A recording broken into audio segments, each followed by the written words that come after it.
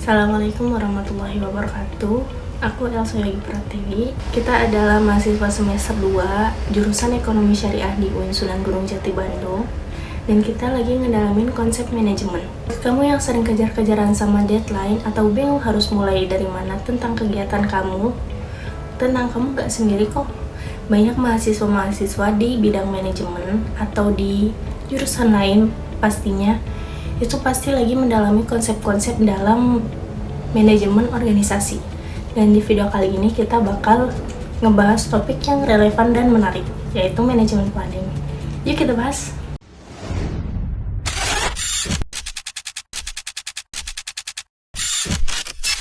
Nah, sebelum kita melakukan manajemen planning atau dalam bahasa Indonesianya itu perencanaan, kita harus tahu dulu nih konsep dari perencanaan itu sendiri. Nah, definisi dari perencanaan adalah menentukan atau menetapkan tujuan kinerja dan menentukan tindakan yang harus dilakukan untuk mencapai hasil yang maksimal. Sedangkan sebuah rencana itu adalah serangkaian tindakan atau serangkaian kegiatan yang dilakukan untuk mencapai tujuan tersebut. Kenapa sih perencanaan itu penting? Bukan hanya untuk menentukan tujuan yang maksimal, perencanaan juga membantu organisasi atau individu merasa lebih yakin akan hasil di masa depan walaupun dalam situasi yang belum pasti.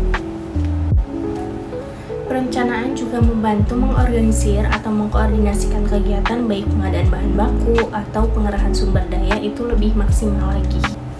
Tahu nggak sih, bisnis dengan rencana yang lebih solid itu akan berkinerja lebih baik dalam pertumbuhan pendapatan dan laba dibanding yang tidak. Selain itu, perencanaan juga menentukan arah bagi fungsi manajemen lainnya seperti pengorganisasian, kepemimpinan, ataupun pengendalian. Oke, untuk mendapatkan hasil perencanaan yang maksimal, kita harus melalui beberapa tahap berikut. Yang pertama adalah mendeskripsikan tujuan. Deskripsikan tujuan maksudnya adalah mengidentifikasi hasil yang diinginkan secara spesifik dan terukur. Menentukan posisi Anda saat ini maksudnya adalah mengevaluasi pencapaian saat ini dengan membandingkannya dengan hasil yang diinginkan. Lalu ada yang ketiga adalah mengembangkan perspektif di masa depan seperti meramalkan atau memperkirakan apa yang akan terjadi di masa depan dan hasilkan skenario alternatif. Yang keempat adalah menganalisis dan memilih di antara alternatif tindakan. Kita membuat daftar dan evaluasi tindakan yang mungkin terjadi, lalu pilih yang paling mungkin mencapai tujuan. Yang terakhir adalah mengimplementasikan rencana dan mengevaluasi hasilnya, seperti mengambil tindakan, mengukur kemajuan, melakukan tindakan korektif, dan melakukan evaluasi rencana sesuai kebutuhan. Untuk mencapai tujuan tersebut, kita harus memiliki 5 karakteristik, yaitu model SMART. Yang pertama adalah spesifik, yang kedua measurable, yang ketiga adalah actionable, yang keempat adalah reasonable, yang kelima adalah timetable. Spesifik berarti harus jelas dan mudah dipahami. Lalu ada measurable, yaitu rencana itu harus terukur, dapat diukur dan memiliki ukuran yang tepat pastinya. Lalu actionable atau dapat dilakukan, seperti contohnya itu manajemen itu memiliki wewenang dan sumber daya untuk mencapainya. Yang selanjutnya ada reasonable atau wajar dan memiliki alasan. Maksudnya memiliki alasan atau wajar itu memiliki tujuan yang tepat, yang realistis dan terarah. Lalu organisasi yang efektif itu harus timetable atau berjangka waktu. Nah, organisasi itu harus memiliki jangka waktu dan deadline untuk mencapai hasil tersebut dengan tepat waktu.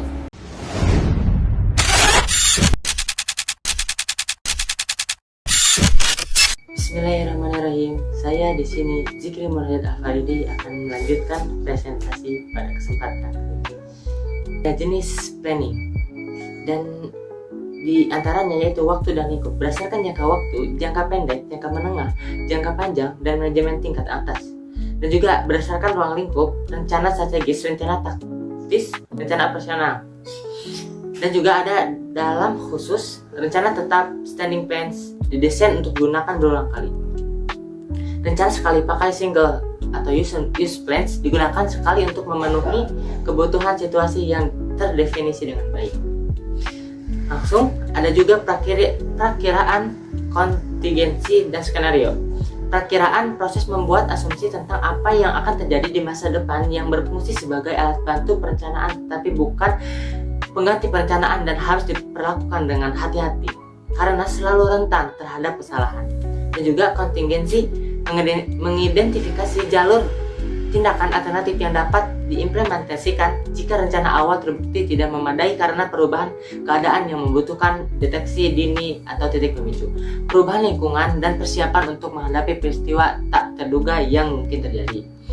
Skenario memungkinkan pengambilan keputusan strategis yang adaptif terhadap ketidakpastian lingkungan dan mempersiapkan organisasi menghadapi berbagai kemungkinan, sehingga meningkatkan fokus, fleksibilitas, orientasi, tindakan, koordinasi, kontrol, dan manajemen waktu pada saat berorganisasi.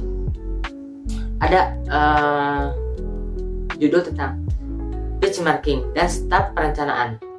Benchmarking, teknik yang menggunakan perbandingan eksternal untuk mengevaluasi kinerja organisasi saat ini dan mengidentifikasi tindakan yang mungkin untuk masa depan.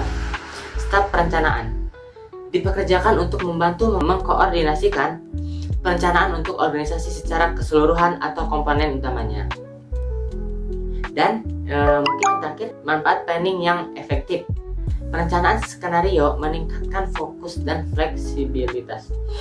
Perencanaan skenario meningkatkan orientasi tindakan. Perencanaan skenario meningkatkan koordinasi.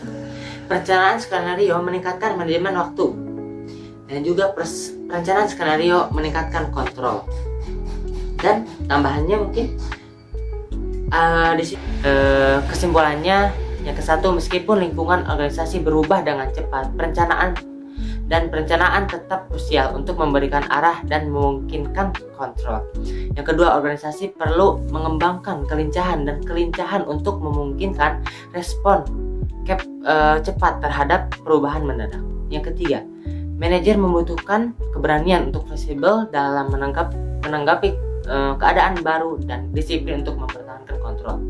Dan yang terakhir, perencanaan tidak boleh menghambat inovasi, melainkan harus mendukungnya dengan melibatkan berbagai masukan dan eksperimen. Mungkin cukup sekian pada kesempatan presentasi kali ini. Mohon maaf apabila ada salah kata atau ada kata-kata yang kurang dimengerti dalam pada saat memaparkan materinya. Cukup sekian, saya Zikri Murnaid Al-Faridi dan juga rekan saya Elsa Yogi Pratiwi.